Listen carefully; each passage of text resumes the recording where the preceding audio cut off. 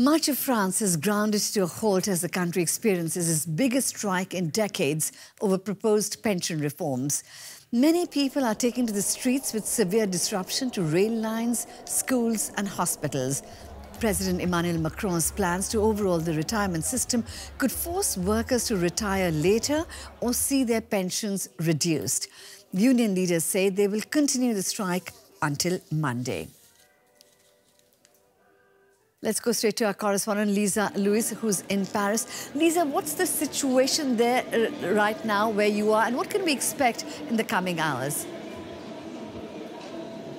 Well, this morning the situation in Paris was rather quiet, with many people staying at home because transport has largely come to a halt. But now you can see behind me, people are getting ready for the demonstrations. The demonstration here in Paris, some have started marching towards the Place de la Nation in the east of Paris.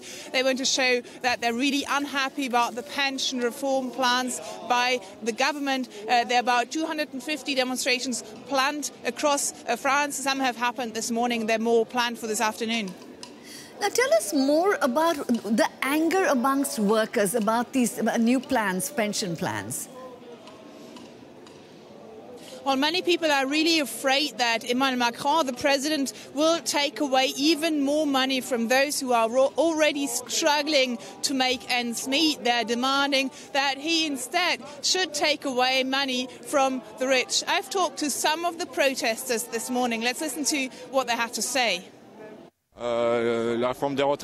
This pension reform, there are pensioners who can already barely afford to eat, who don't have enough to make ends meet. And this reform will make things worse. We're here for them. We're here for everybody. I might retire myself in 10 years' time, and I'm not sure I'll be able to survive on what Macron is proposing. It's that simple. I work for a psychiatric hospital, and we're all here to stand up for our rights. I'm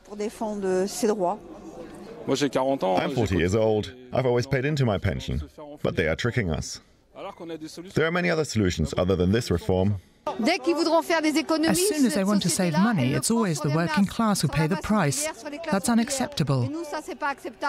There's money there. The people in power, the capitalists, have to pay.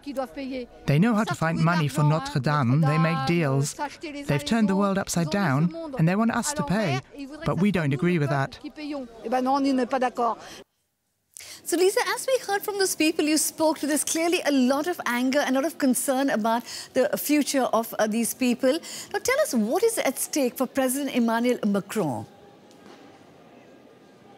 Well, there is a lot at stake. He came to power saying, I'm going to do politics for the right and for the left. In the meantime, the left-wing voters have said that they've been really disappointed with him. His core support is now on the centre-left of the political spectrum, and these people expect him to do reforms. The pension reform was one of his centrepieces of his programme when he was running for president a few years back. And even the government admits that it's crucial for Emmanuel Macron to push through this reform. They say that if he fails, that might really diminish his chances to get re-elected in 2022.